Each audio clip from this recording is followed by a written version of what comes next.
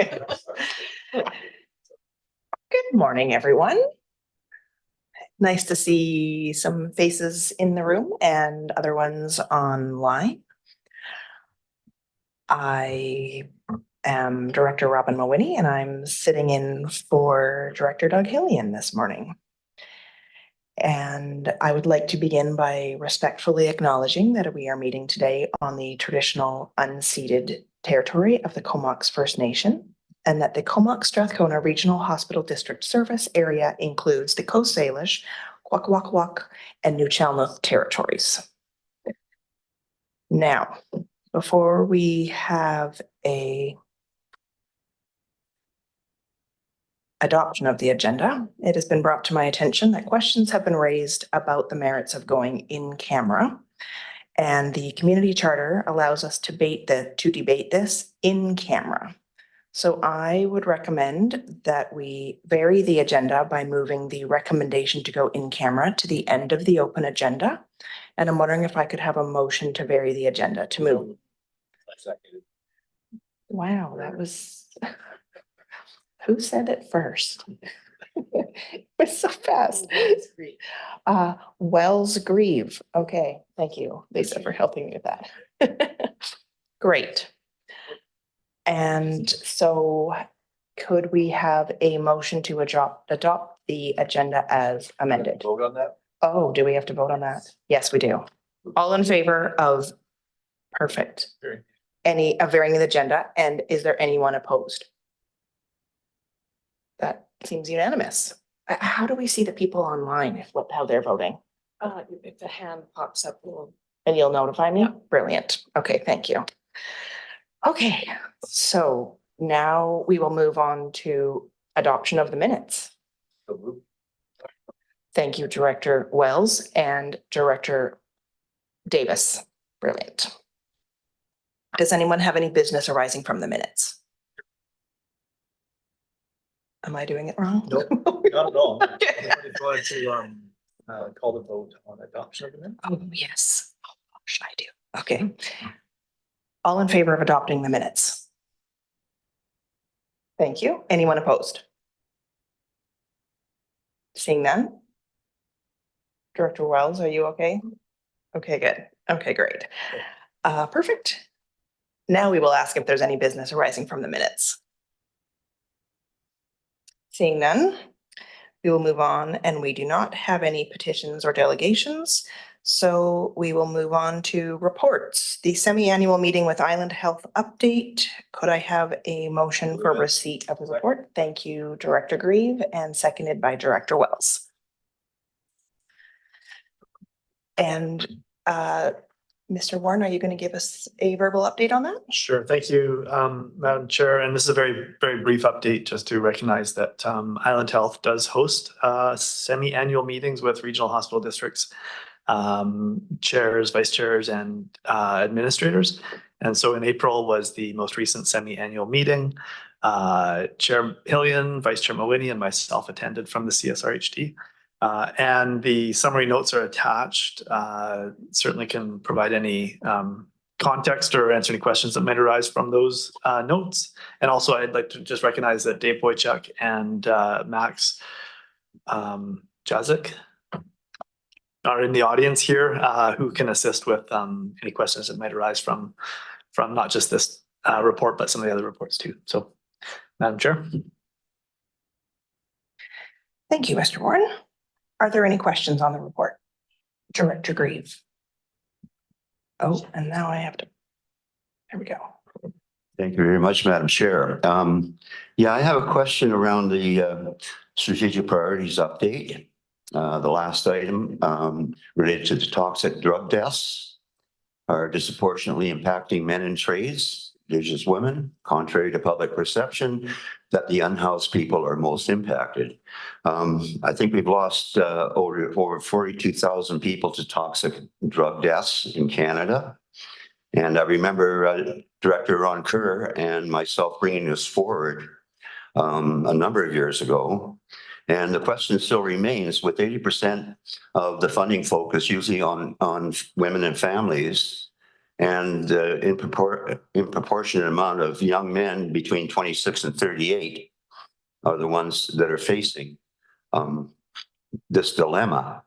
And I'm just wondering if there's any new policies from Island Health around reaching out to that portion of the population. It's very hard to contact and very hard to deal with because they're working people.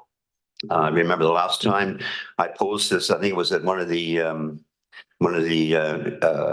meetings. I was told that, well, yes, we've opened a safe injection site, which is where there's obviously something farther upstream that can be utilized. I know at the risk of channeling my inner Brenda Lee here, I know that my son works in the trades and he has friends that have occasionally battled with this addiction problems, and they have a very tough time finding out where to reach out and look for detox centers and rehab centers and things like that, because they are at a premium and you have to wait so long to get into them. So I'm just wondering if Island Health have any new policies that would be applicable to this segment of the population that is suffering disproportionately. Thank you.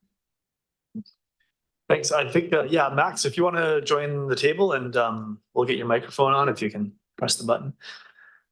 And maybe just a quick introduction on your name and title, Max, would be great for the board. Yeah, thanks very much. Max Jacek, I'm the Executive Director for Clinical Operations for community hospitals and rural remote care center and north part of the island. I very much appreciate the question from the director. I think that most appropriate response would be a written response from Island Health, because there's a numerous amount of initiatives and activities and policy changes and policies that have been created and implemented over the last number of years. So we can share those documents and those initiatives. Further to that, if requested, we could bring some of our physician experts to one of the future meetings to be able to have a direct conversation about substance use and our strategies and initiatives that are happening locally and within the center north part of the island as well. Thank you. Do you have a follow-up, Director Grieve?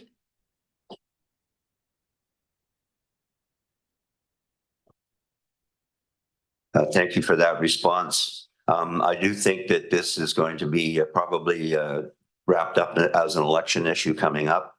I do think it's imperative that we recognize that young men especially are not necessarily the focus of the current healthcare system, and obviously that needs to change. I don't know if Director Kerr's out there and wants to chime in, but it is a situation, I think, because of the fact it's the working men in trades. They're more likely to, if they have issues, they have marital issues or whatever, they're more likely to go buy a bottle of vodka than they are to go and seek help. So, it's a tough group to reach. The Iron John syndrome. So it is worth, I think, shining a light on it, because it needs to be brought forward constantly, because it seems to keep slipping away.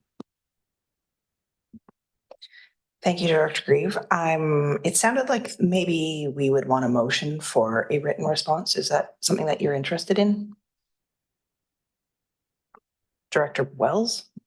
Business. Yeah, I mean, I think that seems to be based on what Max was saying, but not only that, but this is something where having a regular update might be something that could be part of that, to say, on an annual basis or something. But I also just want to, our main focus here generally has been around capital projects and those kinds of things. So just ensuring that fits within the mandate and scope of what happens here at the board. I'm an alternate, so. Yeah, I think hearing from Max, I think that we should work with Max to receive that material. I don't know that a resolution would be needed to do that. Max, we can connect and make sure that the material you've got is then available to the directors and to the public as well. Thanks. Okay, are there any further questions? Oh, there is, or comments? Mr. Boychuk. Thank you, Vice Chair. And good morning, everyone. It's a pleasure to be with you as always. Max and I have different portfolios in a large organization, so there's a little color that I can add to what is very clearly Max's area of expertise. To your point, Director Grieve, this is an issue that both Island Health as an entity and the province are very much mindful of. And to that end, and to Director Wells's point on capital, which is why I'm in front of you. From a capital perspective, we're working with the province and we are housing a group called the Construction Rehabilitation Plan. This demographic that you're describing, working men predominantly in the trades, are exactly who they are to serve. They have a long-standing history working on the mainland. We're working with them to expand to the island. Right now, that first toehold, if you wish, is in South Island. But we know that the intention of both the province and of Island Health is to expand that. This is just the very beginning of that. It's relatively new business, both for the province and for us as Island Health. And other than that, I will say that I think Max's answer of a written response back to this board is by far the best one. Thank you, Mr. Boychuk. Director Jalacour. Yeah, thanks, Chair. Good morning, everyone. Just wanted to add some context here. There's the tailgate toolkit, which was developed to support this population. So for those watching and interested in supporting people who work in the trades with a particular focus on men, young men, and Island Health has a campaign on their website specifically focusing on this demographic. I would say, and just to add to the conversation, when we met in Campbell River, I think almost a year ago, for some strategic planning and conversations around the work of this board, I believe Director Kerr, Ron Kerr, and Director Grant and myself were in a group, and we did have a pretty fulsome conversation with Island Health around what their plans were for specifically treatment beds and recovery models of the continuum of the substance use and mental health services on the North Island. And that for me would be where my curiosity would land for the role of this board in advancing facilities for treatment in the North Island, which we significantly lack, especially medical detox. We know we don't have medical detox north of Nanaimo other than going to the emergency room. And so that's been something that I know that the city of Courtenay and the Comox Valley Substance Use Strategy has been advocating for, and something that I would be supportive of having a conversation specifically around what kind of facilities that the board could potentially support in establishing in the North Island. Thanks. Thank you, Director Jalacour. Are there further questions or comments on this report? Seeing none, are there any opposed to receipt? Seeing further none, we will move on to, do I have to say like received or like? Doesn't hurt. Something carried. Perfect. Love that. Okay, the next item that we would be interested in having a motion for receipt on is the Island Health Liaison Meeting Update Report. Move receipt. Director Jonathan Kerr and Director Wells. Okay, are there further, would you like to introduce the report? Oh, again, just a really brief introduction to this report. The board a couple of years ago directed the chair and vice chair and senior staff to be working, engaging with Island Health on a regular basis to talk about various matters. And this is another one of those reports back to the board. We've had 2 meetings recently. The topics are noted in this report. And again, between Island Health reps and myself, we can answer any questions the board might have. Thank you, Mr. Warren. Are there questions? And would we see questions that were coming from online as well? Okay. Okay, all right. All in favor of receipt? Any opposed? Carried. The next item on the agenda that we will be having a looking for a motion on receipt is the Health Services Hub Update Report. Second. Move receipt said by Mr. Cole Hamilton and seconded by Director Wells. Great, thank you. And Jake Martins, our General Manager of Corporate Services, will be introducing the staff report, complemented by Max and possibly Dave, but certainly we're then available for any questions. So Jake, over to you.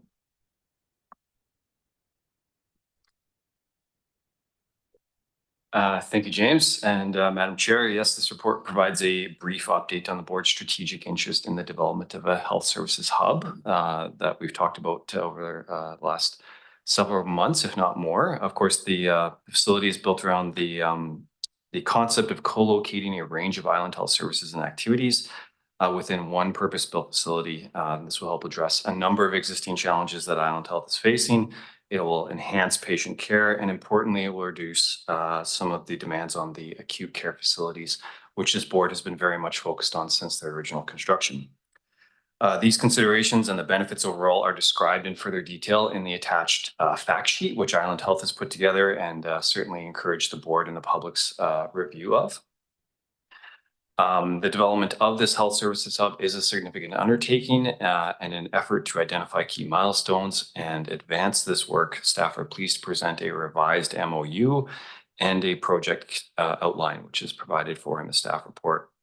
Before inviting our colleagues at Island Health to speak to a little bit further to the MOU, I do want to take a moment just to touch on the project outline that we've provided in the report. We've identified very admittedly 10 broad steps that we perceive this project proceeding through. And we've noted a timeline for the initial 4 phases. Certainly, we've kept it to those 4 phases, recognizing the amount, and it's a very aggressive timeline that we've put forward, in my opinion, to achieve those first 4 phases. And the remaining steps in this would be a very large estimate on our part as far as when they could be achieved. So we look to provide further information back to the board in due course as we work through these initial phases. The 3 key pieces of work in this initial steps are the site identification, the completion of a business case, and the determination of the composition of service for which Island Health Services and perhaps others will be co-located within this facility. To support this collaborative effort, staff from Island Health and the hospital district have collaborated on a revised memorandum of understanding to outline the details concerning this project. And I'd welcome Dave Boychuk from Island Health to provide a few further comments if he wishes, just on that MOU in itself.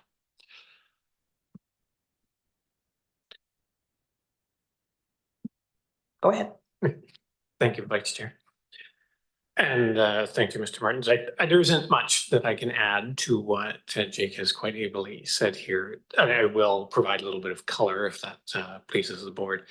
So this was with Island Health for quite a while we worked through both our own internal functional plan, and that functional plan, just what that does, take a look at what services we need to co-locate, because we don't expect to be the only people in this space, but we do expect to be the primary people in it, and identify what the space needs associated with that are. And that certainly takes us a bit of time given the relative diaspora of our services here in the Valley.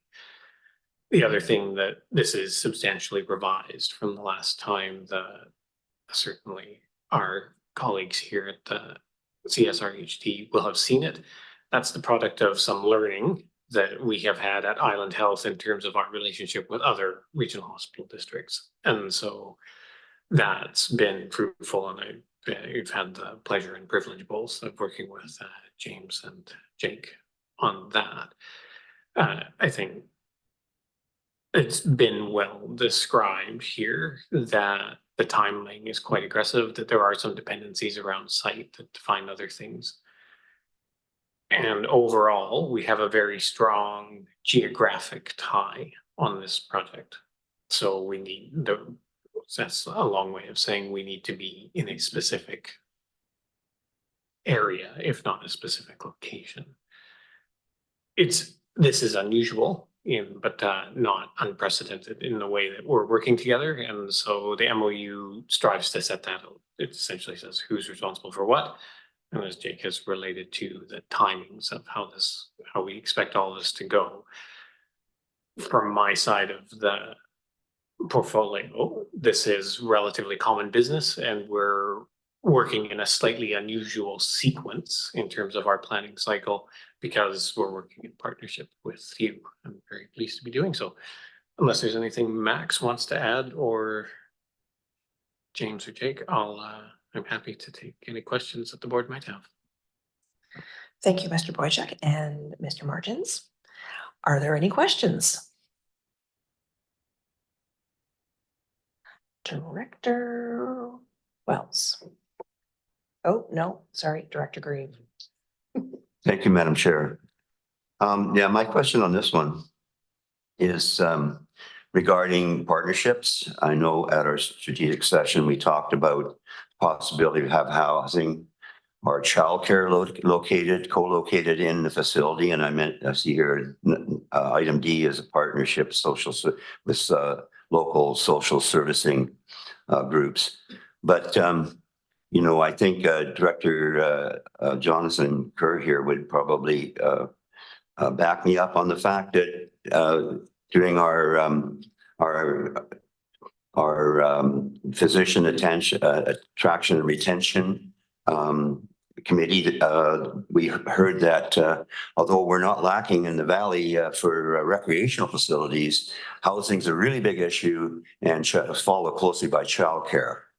And I know we brought this up when the hospital bill came in, that the idea of having childcare at the hospital. And I think in 2024, especially childcare in a facility like this should be a given. I think, you know, it's absolutely tantamount that we respect the fact that people with children are having a very difficult time even placing their kids in childcare. And although there's some work towards the $10 daycare, we're still not there.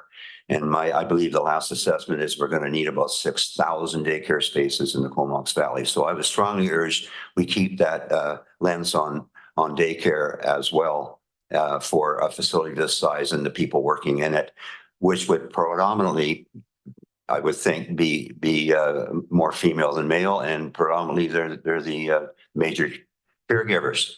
Coming from a background of a single father, I can tell you it's not easy juggling all that stuff. So, you know, I think it's really important that we put daycare at the top of the list. Thank you. Thank you, Director Grieve. And Director Jolicoeur. Oh, that happened fast. Thanks, Chair.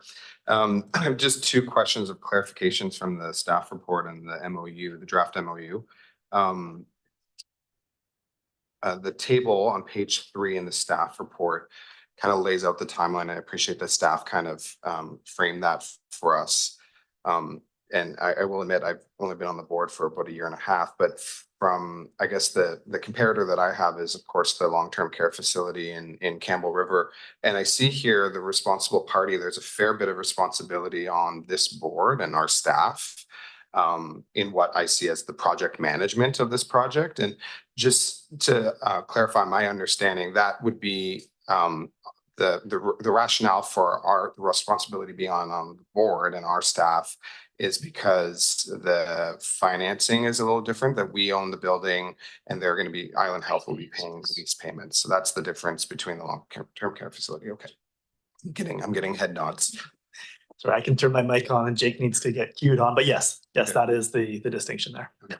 So yeah, I really appreciate that staff have articulated that this will require a significant amount of work. You know, projects like this typically have a project management team. I know this Comox Valley Regional District has a lot of infrastructure projects where there's project management teams. So I do want to just acknowledge that. And I'd love to hear, it's not necessarily explicit how we're planning on a staff level to get this done, but I would be curious to know. Yes, thank you, Madam Chair. Yes, so appreciate the consideration there, and we're certainly mindful of our limited resources as a regional hospital district. Part of the steps here is the procurement of consultants to support this work, and so we fully anticipate, provided the board supports advancing this project or continues to support advancing this project, that we will bring on the necessary resources to and skill set to essentially help us undertake this complex project. Okay. I do have one more clarification question. Oh, okay. Yes, you may, but first of all, we're going to have a clarification from Mr. Boychuk. Just to add what Jake has rightly said, and perhaps to put your mind slightly more at ease, Director, the execution of projects of this size is a substantial part of my portfolio. And with my planning, I have a planning group that is part of that portfolio. This is relatively routine business for us, and certainly our expectation is to work with this group as oversight. But that day-to-day project management and execution would be a normal market solicitation that we would engage in jointly in this case. But that would be relatively routine business. We don't expect to put a substantial overall, so oversight here, but not day-to-day PM work. Thank you. That's helpful. Thanks. If you had a follow-up. Yeah, I don't see any other lights or people online, but in the MOU on starting on page 2 of the MOU, going into page 3, where it lays out the roles and responsibilities. Yeah, really happy to see that there's a lot of collaborative language in the MOU around how we're going to get this project done together. What I don't necessarily see in the MOU, and I would like to hear from staff, what is our mechanism for, and I'm fully supportive of the recommendation of appointing Mr. Marston and Mr. Warren to attend the working group, but what is the mechanism that the board has in the shared responsibility of this MOU to address any potential impasses or disagreements? I don't see that in the MOU, and I'd like to hear from staff what the mechanism will be. I think there's the board will still own this overall process, and it's going to be incumbent on us to keep the board up to date on the progress as we move along. And where there are decision points, then we'll be in front of the board to speak to those. And if there are impasses that we just can't resolve, that we need direction on, then those will be part of that board discussion as well.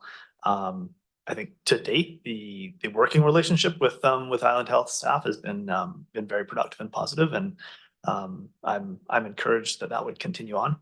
But like I say, this will come back to the board on a regular basis, and progress will be here. Are there any further questions? Seeing none. Are there any opposed to receiving the report? Also seeing none, so that's carried unanimously. Second. Would you like to read out the recommendation? Yeah. Well, just for the folks that are listening online. Happy to do that for you, Chair. That the Comox Strathcona Regional Hospital District Board approved the memorandum of understanding with Island Health in a format substantially aligned with Appendix A to the staff report dated June 21st, 2024, that supports the development of the health services hub located in the Comox Valley, and further that James Warren and Jake Martins be appointed to the CSRHD as the CHRSD representative to the project working group. Thank you, Director Wells. And was it Director Grieve that seconded that? Great. Thank you. Are there any comments or questions or concerns? Seeing none, are all in favor of the recommendation? Great. Are there any opposed? Seeing none, carried unanimously. All right, and the next item on our agenda is the resolutions status report. I would be happy to have a motion to receive. Thank you, Director Cole-Hamilton. Thank you, Director Kerr. Are there any, are you going to speak to this, or do we just ask for questions? Okay, is there anyone that has any questions? Seeing no questions, are all in favor of receipt? Any opposed? Great. Carried. Thank you. Okay, so now we are moving to the, Mr. Warren, can you confirm that we are moving to the, considering the recommendation to move in camera? Correct. So the board varied the agenda earlier to move the recommendation on the screen there to go in camera to the end of the meeting. And so we're at that point where the board could consider the recommendation as presented there, or if there is interest in debating the merits of being in camera on that particular topic, then there is another section of the community charter 91N that the board would want to pass a motion on. If that is the case, then we would adjourn in camera, debate those merits on being in camera, and then need to rise back to the public to then consider if a subsequent motion to go in camera on these two topics would be in order. So at this stage, the board can choose to put forward this motion that's on the screen, or if you want to debate the merits of being in camera, then put forward a motion to adjourn under section 91N. Okay, well, that is interesting. And does anybody have a motion? Yeah, I think my mic is on. Thanks, Chair. I'll move that the board move into closed session under section 91N to enable the board to consider whether the meeting should be closed. Okay, that was moved by Ajal Kaur and seconded by Cole Hamilton. Any opposed? Seeing none, motion carried.